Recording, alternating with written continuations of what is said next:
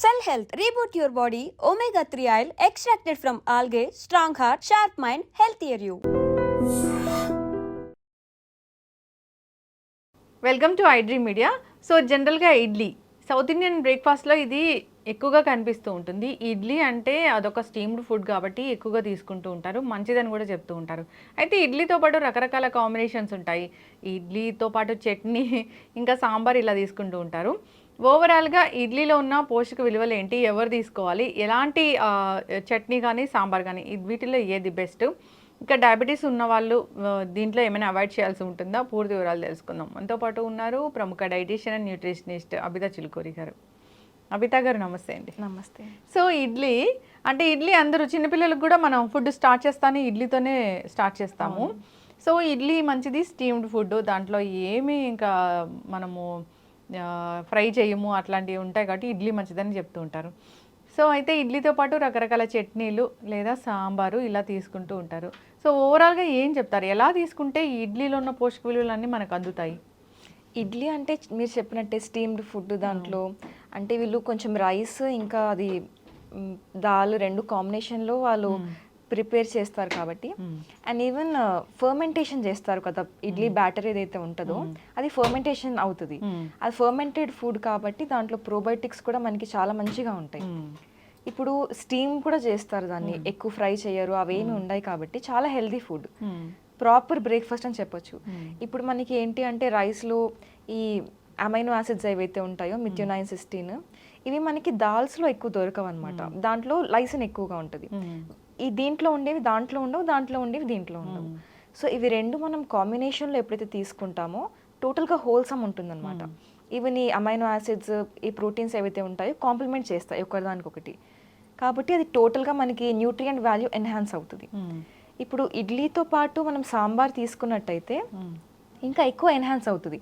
ఎందుకంటే సాంబార్లో మనం దాంతోపాటు ఇవి వెజిటేబుల్స్ కూడా కొన్ని యాడ్ చేస్తూ ఉంటాము కాబట్టి దానివల్ల మనకి ఫైబర్ కూడా ఎక్కువగా వస్తుంది దాంట్లోంచి, వెజిటేబుల్స్ నుంచి. ఇప్పుడు మనకి కార్బోహైడ్రేట్స్, ప్రోటీన్స్, ఫైబర్ అన్నీ టోటల్గా అన్నీ ఓవరాల్గా వచ్చేస్తాయి. దాంతోపాటు ప్రోబయోటిక్స్ కూడా వస్తాయి. ఇవన్నీ మనం కలిపి తీసుకున్నప్పుడు డైజెషన్ కూడా మనకి చాలా బాగా అవుతుంది. అవును, ఇడ్లీ తింటే తొందరగా ఆకలేస్తుంది కదా. అది మనకి హెవీగా కూడా అనిపించదు, చాలా లైట్గా ఉంటుంది. ప్రోబయోటిక్స్ ఉంటాయి కాబట్టి మనకి గట్ హెల్త్ కూడా మంచిగా ఇంప్రూవ్ అవుతుంది, హెల్ప్ చేస్తుంది, గట్ హెల్త్కి కూడా కాంప్లిమెంట్ చేస్తుంది అది.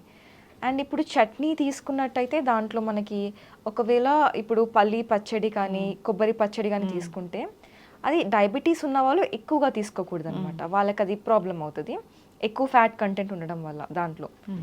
లేదంటే మనం టమాటో చట్నీ కానీ పుదీనా చట్నీ కానీ ఇలాంటివి ఏమైనా తీసుకున్నప్పుడు బాగానే ఉంటుంది, వెజిటేబుల్ కూడా ఉంటుంది కాబట్టి కొంచెం చట్నీతోని కొంచెం సాంబార్తోని తింటే ఇంకా టోటల్గా ఓవరాల్గా హోల్సమ్ బ్రేక్ఫాస్ట్ అయిపోతుంది. ఇడ్లీ సాంబార్ ఎందుకు అంత బాగా వైరల్ ఫుడ్ అయిపోయింది అంటే అది న్యూట్రియంట్ వాల్యూ వల్ల, అట్లా చాలా ఎక్కువ వాల్యూ ఉండడం వల్ల అది.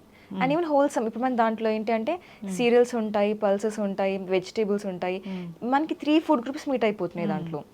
మనకి మెయిన్గా ఎప్పుడు కాన్సన్ట్రేషన్ డైట్లో ఎలా ఉంటుంది అంటే ఎవ్రీ మీల్లో మనకి అట్లీస్ట్ 3 ఫుడ్ గ్రూప్స్ అయినా మీట్ అవ్వాలి అన్నట్టుగా చూస్తూ ఉంటాము.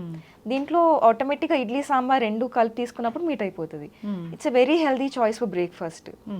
అండ్ మనకి అది ఈవెన్ డయాబెటీస్ ఉన్న వాళ్ళు తీసుకున్నా కూడా ఇప్పుడు, ఎందుకంటే రైస్కి గ్లైసమిక్ ఇండెక్స్ అనేది ఎక్కువ ఉంటుంది, సింపుల్ కార్బోహైడ్రేట్, ఈజీగా డైజెస్ట్ అయిపోతుంది, షుగర్ లెవెల్స్ పెరుగుతాయి, అట్లా ఉంటుంది.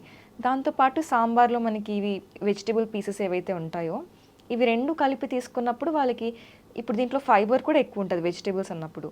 ఫైబర్ ఏం చేస్తుంది అంటే మనకి ఈ షుగర్ స్పైక్ ఏదైతే ఉంటుందో అవ్వకుండా హెల్ప్ చేస్తుంది, బ్యాలెన్స్ అయిపోతుంది అనమాట ఓవరాల్గా. ఇడ్లీ తినొచ్చు, అయితే తినచ్చు, ఓకే, కానీ పల్లి చట్నీ తినకూడదు, తక్కువ తినాలంతే. ఇడ్లీ సాంబార్ పర్ఫెక్ట్గా తినొచ్చు, ఏం ప్రాబ్లం లేదు. అండ్ ఈవెన్ ఇప్పుడు కొంచెము ఏమంటారు రాగి ఇడ్లీ చేయడము, లేదా జొన్న ఇడ్లీ చేయడము, క్వినోవా ఇడ్లీ, చాలా మిలెట్స్తోని డిఫరెంట్ ఇడ్లీస్ చేస్తున్నారు.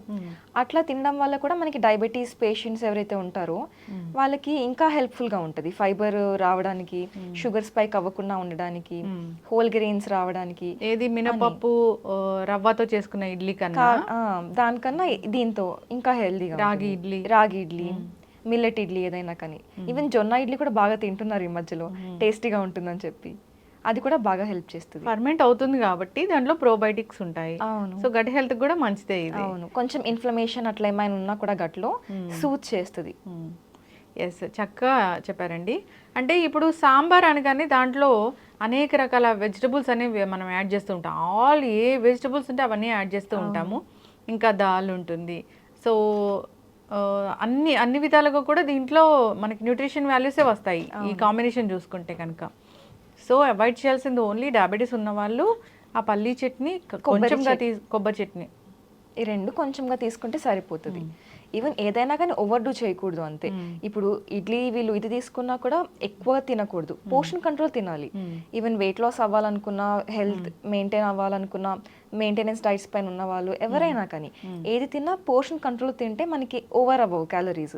ఇప్పుడు ఏదైనా మనము ఎక్కువగా తినేసినప్పుడు ఏమవుతుందంటే క్యాలరీస్ అనేవి బిల్డప్ అయిపోతాయి. ఎక్స్ట్రా క్యాలరీస్ అయినప్పుడు మళ్ళీ ఫ్యాట్ గా స్టోర్ అయిపోతుంది అదంతా. ఇప్పుడు దోశ వర్సెస్ ఇడ్లీ చూస్తే ఇడ్లీయే మంచిదా? అంటే ఇప్పుడు దోశ కూడా మంచిదే, దాన్ని కూడా ఫర్మెంట్ చేస్తాము. కానీ ఆయిల్ ఎక్కువ వేసి చేయడం వల్ల దాని వల్ల ప్రిపరేషన్ ఏదైతే ఉంటుందో కొంచెం అన్హెల్దీ అవుతుంది. ఎక్కువ ఫ్యాట్ కంటెంట్ అట్లా అవుతుంది అనమాట. ఈవెన్ మీరు దోశ తిన్నా కూడా దోశతో పాటు కాంబినేషన్లో 1 ఇడ్లీ కానీ కొంచెం దోశ కొంచెం ఇడ్లీ ఇట్లా కాంబినేషన్లో తింటే మనకి బ్యాలెన్స్ అయిపోతుంది రెండు, ఏం ప్రాబ్లం ఉండదు. ఓన్లీ దోశ తిన్నప్పుడు ఒకవేళ కొంచెం ఏమైనా కొలెస్ట్రాల్ ఇష్యూస్, హార్ట్ ఇష్యూస్ ఉన్న వాళ్ళు కొంచెం హెవీ ఆయిల్ ఉంటుంది కాబట్టి అవాయిడ్ చేస్తే బెటర్. లేదు ఆయిల్ లేకుండా దోశ చేసుకుంటామంటే ఇంకా బెటర్.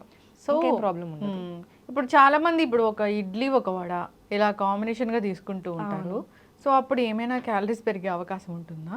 ఇప్పుడు వడ కూడా మనకి వడ అయితే కంపల్సరీ ఆయిల్ అవాయిడ్ చేయలేము కాబట్టి అది డీప్ ఫ్రైడ్ ఆయిల్లో ఉంటుంది కాబట్టి దానికి చాలా ఎక్కువ క్యాలరీ డెన్స్ అయిపోతుంది.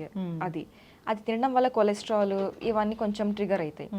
అట్లా అవ్వకుండా మనం ఇది ఇడ్లీతోని కాంబినేషన్లో పేర్ చేసుకున్నప్పుడు ఫైబర్ ఉంటుంది కదా సాంబార్ తిన్నప్పుడు, ఆ ఫైబర్ కంటెంట్ ఏదైతే ఉంటుందో మనకి ఈ కొలెస్ట్రాల్ని బయటికి ఎలిమినేట్ చేయడానికి హెల్ప్ చేస్తుంది, బ్యాలెన్స్లో ఉంటుంది అది. ఓకే, సో చూస్తే కనుక ఇప్పుడు చెప్పిన దాన్ని బట్టి ఇడ్లీలో అనేక రకాల ఆరోగ్య లాభాలే ఉన్నాయి. ఇడ్లీ తీసుకుంటే కనుక దాంట్లో ప్రోబయోటిక్స్ ఉంటాయి కాబట్టి మన గట్ హెల్త్కి బాగా పనిచేస్తుంది.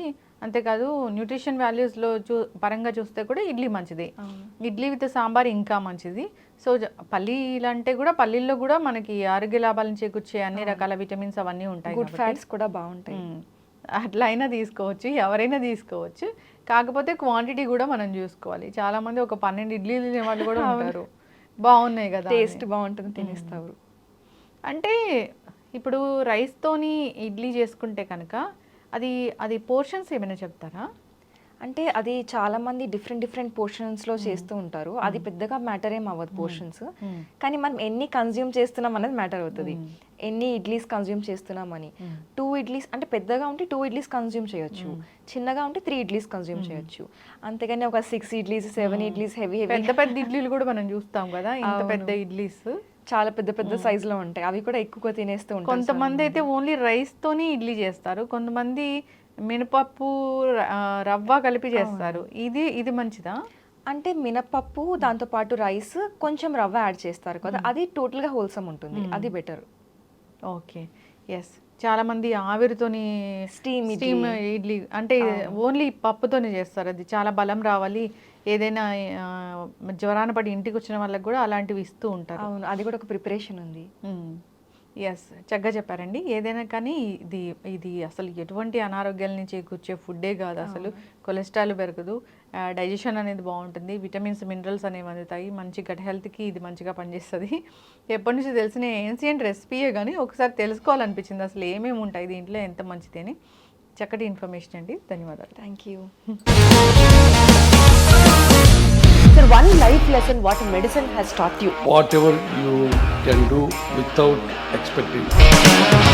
బట్ ఐ రియలీ బిలీవ్ మన పాజిటివ్ యాటిట్యూడ్ ఉంటేనే మనం ఏదైనా సాధించగలం. గట్ని మనం కరెక్ట్గా డీల్ చేసినట్లయితే అది మనకి పాజిటివ్ హార్మోన్స్ని రిలీజ్ చేస్తుంది. షుగర్ వచ్చిన వాళ్ళ పరిస్థితి ఏంటి? పొట్ట దగ్గర పెరిగితే దాన్ని ఆండ్రాయిడ్ అంటారు, ఆండ్రాయిడ్ ఫోన్ కదా. అసలు థాట్స్ ఎందుకు వస్తాయి? బ్రెయిన్ డెడ్ అంటే దానికి ప్రపంచం అంతా కూడా కొన్ని నిర్దిష్టమైనటువంటి లక్షణాలు ఉన్నాయి. మానసికంగా ధైర్యంగా ఉంటే క్యాన్సర్ జయించవచ్చు. You are a doctor for a cause sir, అంతే. వాళ్ళకి వచ్చిన ఆదాయం కాకుండా ఫ్రీ సర్వీస్ ఎంతమందికో చేస్తుంది.